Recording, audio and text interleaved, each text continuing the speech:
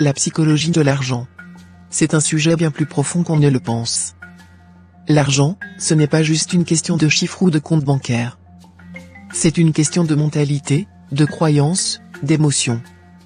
Tu vois, ton rapport à l'argent, la manière dont tu le gères, le dépenses ou l'épargne, tout cela est influencé par ta psychologie, souvent de façon inconsciente.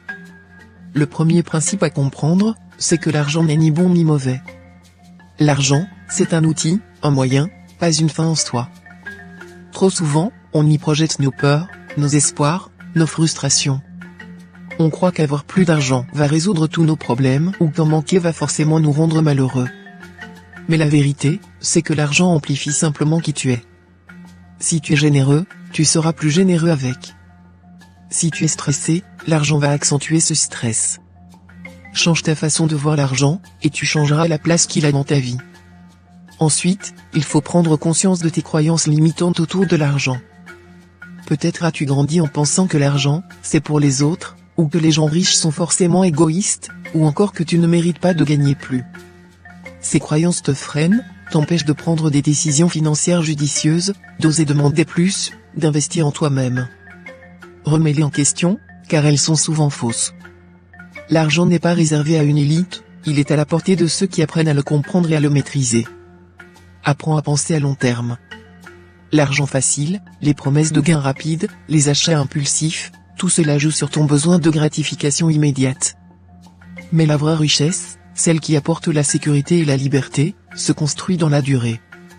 Cela demande de la patience, de la discipline, et des choix réfléchis. Chaque décision que tu prends aujourd'hui a un impact sur ton avenir financier. Épargne, investis, même si c'est peu au début, même si cela semble insignifiant. C'est l'accumulation régulière de bonnes décisions qui fait la différence. Un autre point important, c'est de développer une mentalité d'abondance.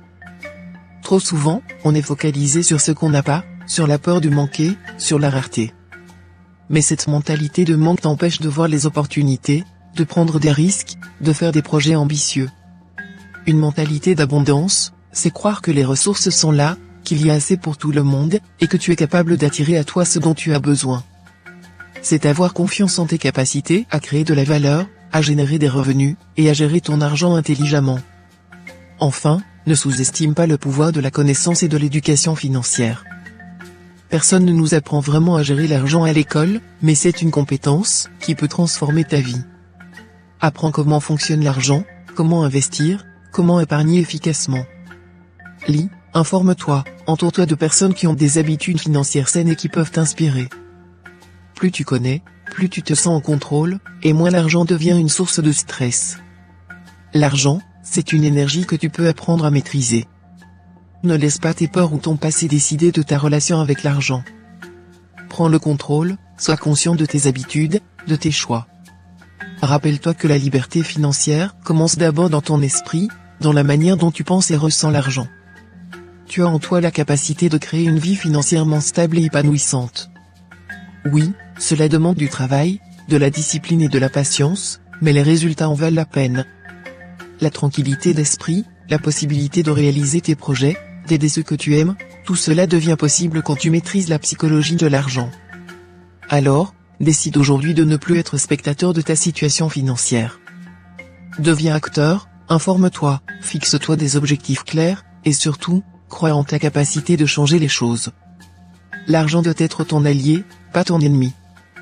Transforme ta mentalité et ta vie financière suivra. Gratitude.